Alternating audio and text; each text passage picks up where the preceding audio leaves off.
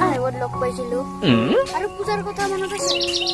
তাক class 6ত log পাইছিলো বাহ তোৰ ইমান পুৰণা কথা মনত আছে